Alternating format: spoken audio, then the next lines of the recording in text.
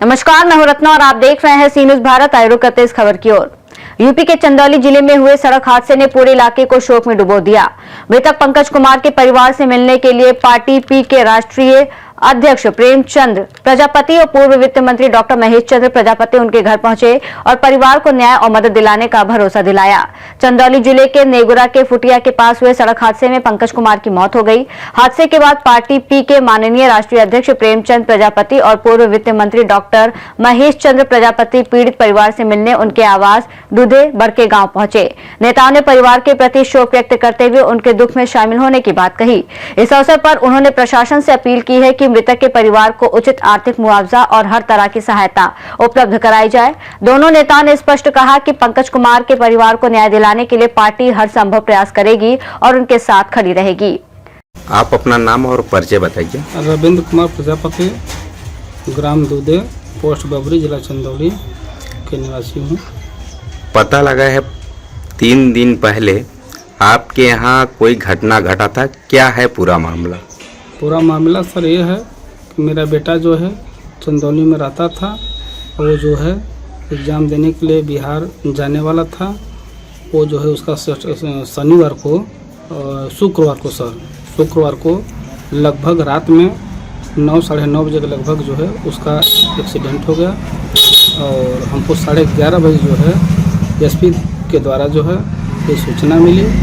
SP साहब ने यही बोले कि वो जो है आप पंकज प्रजापति के पिता बोल रहे हैं। मैं बोला यस सर।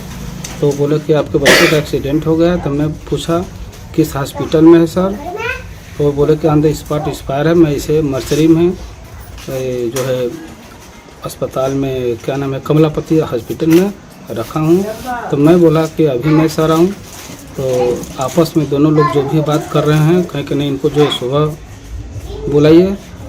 तो वो सुबह कहे तो वहीं सर 5 बजे हमारे यहाँ से। बेटे का क्या नाम था?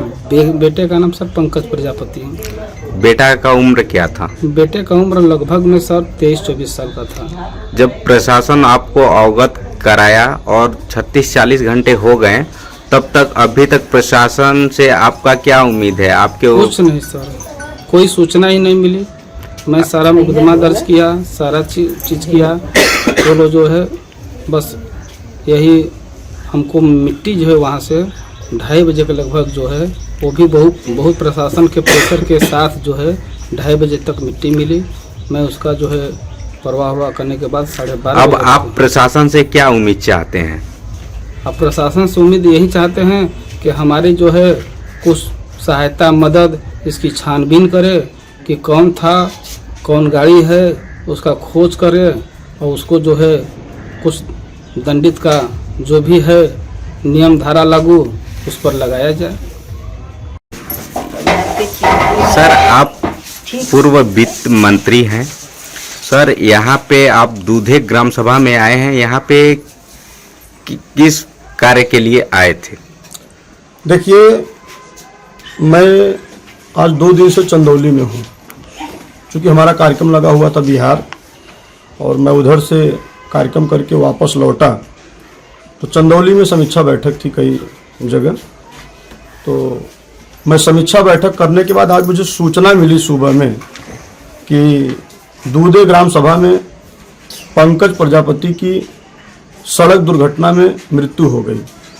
और सूचना पाकर हम तुरंत पीड़ित के घर आए और जैसा कि यहाँ जगह मुझे जानकारी मिली कि अभी तक थाने से कोई कार्रवाई नहीं की गई। और मैं आपके सामने ही डीएम से बातचीत किया, एसपी से बातचीत किया, थाना इंचार्ज से भी बात हुई, चंदौली कोतवाली थाना इंचार्ज से। और डीएम साहब ने भी आश्वासन दिया कि आप 4 घंटे का समय दीजिए।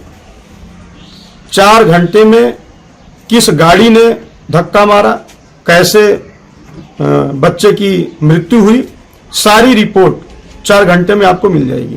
आपके सामने मैंने एसएचओ से बात किया, आपने सुना भी। और उन्होंने तो कहा कि सर अगर 2 घंटे में अगर हमको रिपोर्ट मिलती तो हम 4 तो ज़्यादा हम 2 घंटे में रिपोर्ट आपको दे रहे हैं।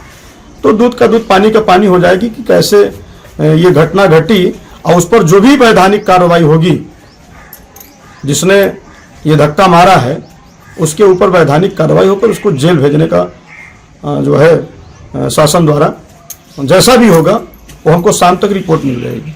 सर कहीं हम हर एक जगह देखने को मिल रहा है कि एक तो भाजपा सरकार है, गरीब तबके के लोगों को आज तक न्याय नहीं मिल रहा है, न्याय के लिए लोग दर दर भटक रहे हैं। और यहाँ बताइए, एक पिता अपना पुत्र खो दिया और उसके विगत 40 घंटे बीतने के पश्चात अभी तक प्रशासन की कोई कार्रवाई नहीं हुआ।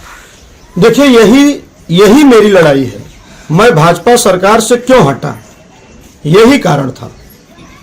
आज जिस पीड़ा को लेकर हम गांवों में घूम घूम कर समाज को जगाने का काम कर रहे हैं कि हमारे नेता माननीय श्री प्रेमचंद प्रजापति को मुझे फोन करने की जरूरत न पड़े, हम वो ताकत पैदा करें कि हमारा एक सिपाही एसपी को फोन कर दे, एसएचओ को फोन कर दे तो तुरंत उस पर कार्रवाई हो। हम इसी ताकत के लिए परेशान हैं। यहाँ गांव में आया तो मुझे जो जानकारी मिली, आपने भी देखा कि अभी तक कोई कार्रवाई नहीं हुई थी, क्योंकि गरीबों की कोई सुनने वाला नहीं है। इस तरीके की कोई एक ये घटना नहीं, पूरे उत्तर प्रदेश में आए दिन जाति जुल्म, अत्याचार, उत्पीड़न, लूट, हत्या, बलात्कार निरंतर हो रहा है। हर घटनाओं में यही चीज देखने को मिल रहा है। आपने आपके चंदौली में ही आपने देखा था, 2 हत्या हुई, करजरा में हुई, एक और हत्या हुई थी, एक बहन को 22 साल की बच्ची थी जिसमें 8 यादवों ने सामूहिक गैंग रेप किया था। हमने पूरा मुख्यालय को घेरवा लिया था। हमारी लड़ाई अन्याय और शोषण के विरुद्ध है। भागीदारी पार्टी का केवल एक लाइन का उद्देश्य है कि अन्याय और शोषण के विरुद्ध बगावत का नाम भागीदारी पार्टी। आज हम अगर सरकार में होते, हमारी पार्टी सरकार में होती, तो मुझे लगता है कि ये 4 घंटा तो बहुत ज्यादा हो गया, 2 घंटा भी बहुत ज्यादा हो गया, हम यहीं बैठकर न्याय दिलाकर जाते। लेकिन हमारे लोगों को ये बात नहीं समझ में आ रही है कि असली जो ताकत होती है वो सत्ता होती है। जब तक आपकी पार्टी सत्ता में नहीं पहुंचेगी, आपका नेता सत्ता में नहीं पहुंचेगा, तब तक मुझे नहीं लगता है कि उत्पीड़न इस तरीके से रुकेंगे। अभी यही कोई हाई प्रोफाइल मामला होता, एक्सीडेंट हुआ, 36 घंटे बीत गए, मुझे लगता है कि रात में ही जो है सीसी फुटेज से वीडियो निकल आते और सुबह खुलासा हो जाता कि कैसे घटना घटी, उस पर कार्रवाई की जाती और हमको लगता है कि गाड़ी मालिक, ड्राइवर तो सब हाजिर हो गए होते। लेकिन अब चूंकि प्रजापति का मामला है, ये हाई प्रोफाइल मामला नहीं है, गरीब का मामला है।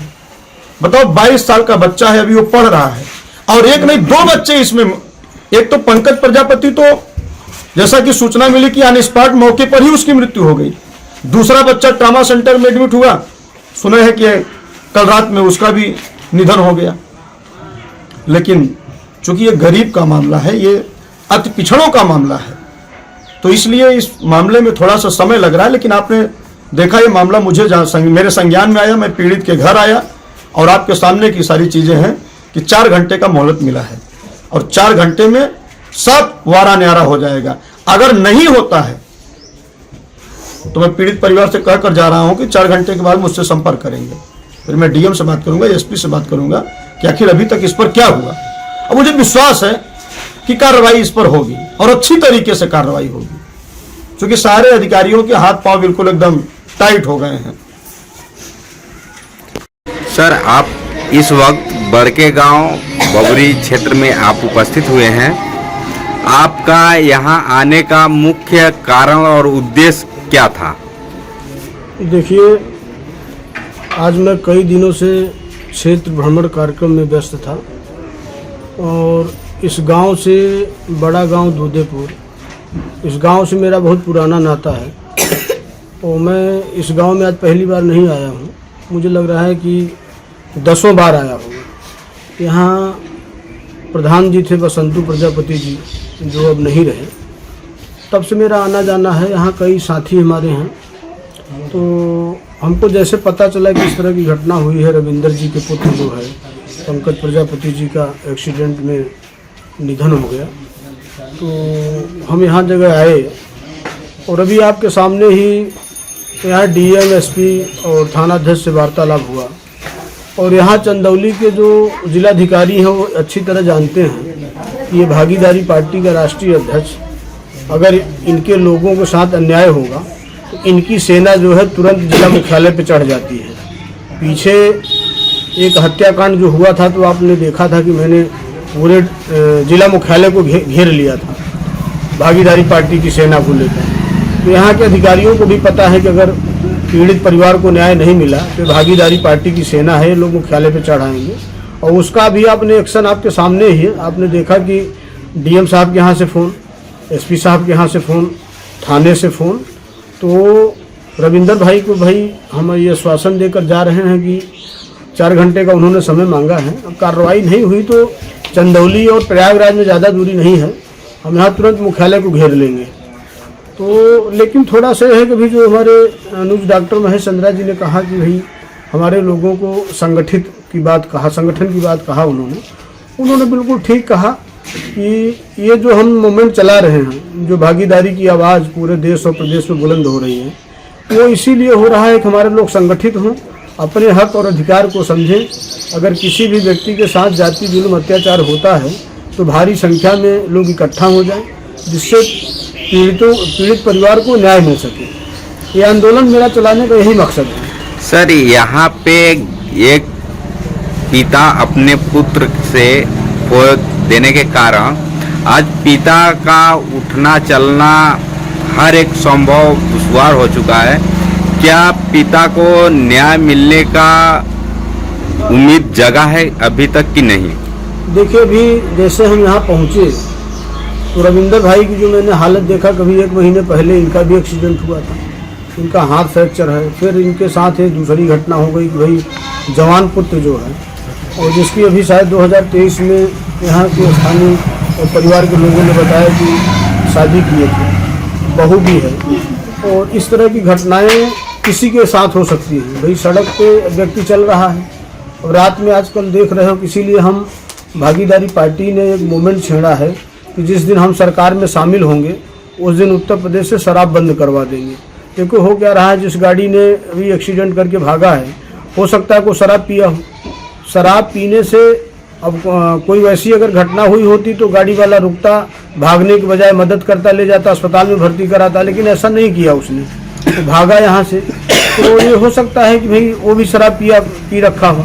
तो जो हम लोगों ने मुहिम चलाया है शराब बंद कराने के लिए, उसका एक सबसे बड़ा कारण ये है। और मैं इस दुख की घड़ी में रविंदर भाई के साथ में हूँ और हर तरह से हूँ। जहाँ ज़रूरत पड़ेगी बताएंगे, हम बिल्कुल साथ में हैं। और 4 घंटे का इंतज़ार कर लीजिए, क्योंकि डीएम साहब ने कहा कि सर 4 घंटे का समय हमको दीजिए और कार्रवाई होगी और मजबूती से कार्रवाई होगी। चंदौली से सी न्यूज़ संवाददाता मधु श्रीवास्तव की रिपोर्ट। इस दुर्घटना ने एक बार फिर सड़क सुरक्षा की अनदेखी पर सवाल खड़े कर दिए हैं। पार्टी नेताओं की पहल से पीड़ित परिवार को न्याय और सहायता मिलने की उम्मीद बढ़ गई है। इस रिपोर्ट में फिलहाल इतना ही। देश और दुनिया की तमाम बड़ी खबरों के लिए आप देखते रहिए सी न्यूज़ भारत।